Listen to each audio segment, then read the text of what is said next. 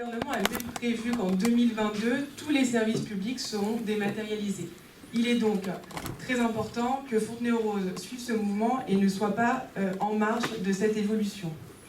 La deuxième innovation majeure du numérique, c'est la possibilité d'avoir accès à un très très grand nombre de documents. C'est ce qu'on appelle l'open data. Alors pour que l'open data fonctionne, il faut que les données mises en ligne soient récentes. Si vous avez je sais pas moi, les chiffres de la délinquance d'il y a 8 ans, ça ne va pas vous servir à grand chose. Par contre, si vous voyez les évolutions récentes des 2 dernières années, ça peut agir sur une politique locale.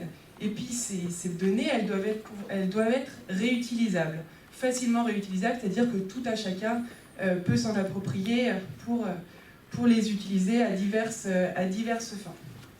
Alors le numérique, c'est pas la panacée. Le numérique, il y a quand même un certain nombre de points négatifs que nous voulons absolument éviter.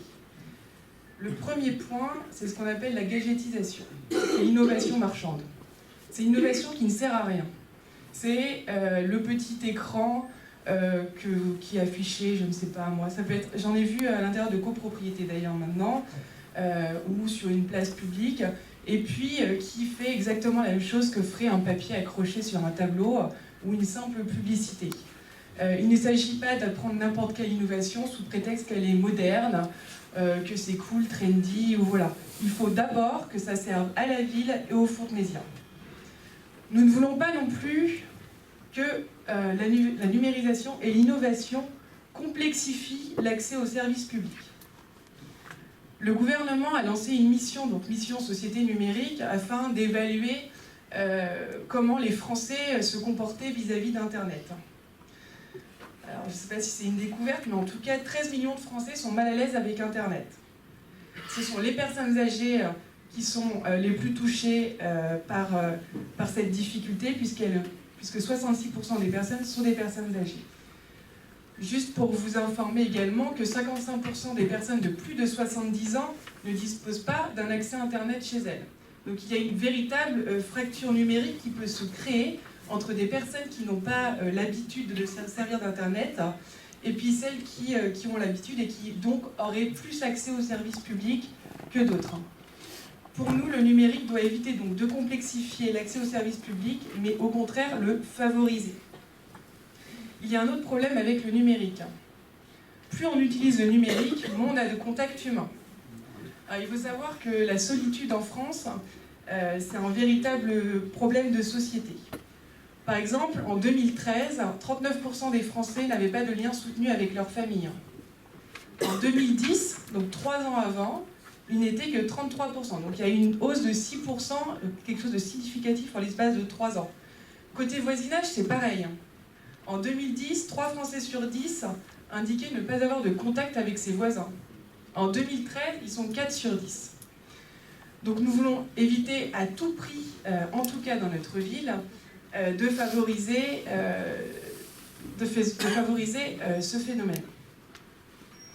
Donc afin d'éviter ces 3 écueils, nous avons choisi de développer des innovations qui permettront de créer du lien entre les personnes plutôt que de les isoler derrière un écran.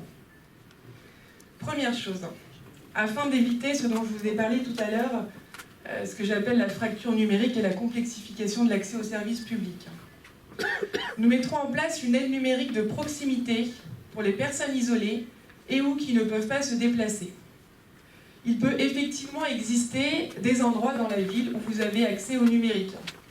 Toutefois, quand vous êtes isolé ou que vous ne pouvez pas vous déplacer, vous n'y avez pas accès et vous vous retrouvez démunis face à l'accès aux services publics. Donc il s'agira d'aider les personnes dans les démarches administratives. Deuxième point, le site actuel de la mairie est trop passif. Nous souhaitons qu'il devienne beaucoup plus actif.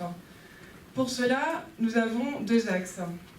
D'abord, il s'agira de faciliter l'accès aux services et aux prestations municipales, telles que les inscriptions à la cantine, la mise en relation entre parents et assistants maternels, les demandes d'autorisation administrative, les demandes d'occupation temporaire du domaine public, etc., etc. Il y a un certain nombre de choses qu'on peut améliorer sur le site internet. La deuxième chose concerne l'open data. ce que je vous expliquais tout à l'heure, c'est-à-dire la mise à disposition d'un certain nombre de documents sur le site internet de la mairie. Là, ce que nous voulons, c'est publier tous les documents, et je dis bien tous les documents, qui permettent à une mairie, à l'équipe municipale, de prendre des décisions. Alors ces documents, ça peut être très détaillé, enfin je ne vais pas tous détailler, mais ça peut être des choses très très précises. Par exemple des études établies par des diagnostiqueurs et qui sont à l'origine de nouveaux travaux. Ça peut être aussi des études de bureaux techniques. Il ne s'agit pas d'afficher juste la conclusion de ces rapports, mais pourquoi pas les donner à la connaissance de tous les Fontenaisiens. Les comptes rendus des comités d'habitants qui seront relancés, et donc c'est très important pour nous que chacun dans la ville sache ce qui se passe à l'intérieur de ces comités d'habitants, et même que les comités d'habitants puissent échanger entre eux, au moins par la lecture de leurs comptes rendus. Il s'agira également de publier les contrats passés par la mairie portant sur les biens de la commune. Alors, on sait très bien qu'il y a toujours des clauses confidentielles, etc. Donc, il y a certaines choses qui devront être expurgées, on n'aura pas le choix. Mais pour tout ce qu'on pourra faire, en tout cas, nous le publierons. Voilà. Il s'agira aussi, autre chose de très important, de publier le budget communal. Et alors, on peut effectivement me dire, il est déjà publié, etc. Non, il est publié dans les grandes lignes. Moi, ce que je veux, c'est des choses vraiment très précises, des postes détaillés. De même, la comptabilité sera détaillée. Si on n'a rien à cacher, pourquoi ne pas le publier? Un autre point que nous souhaitons développer afin de favoriser l'innovation dans notre ville, nous avons une équipe d'employés municipaux qui connaissent bien la ville, qui connaissent bien les usages des Fontenaisiens. Et donc nous pensons qu'il faut s'appuyer d'abord sur leur expertise pour favoriser l'innovation dans la ville. Alors, il s'agira d'améliorer les bonnes pratiques dans les services, de faire confiance, c'est important de faire confiance aux employés municipaux, et puis surtout d'instaurer une dynamique. Alors pour instaurer cette dynamique, je t'avoue, c'est pas une création de notre équipe, mais nous avons vu que dans certaines communes, et notamment au Canada, il y avait un prix d'innovation au sein même des services municipaux. Et donc c'est ce que nous souhaitons mettre en place, ce prix d'innovation. Enfin, l'innovation, ça concerne aussi la culture.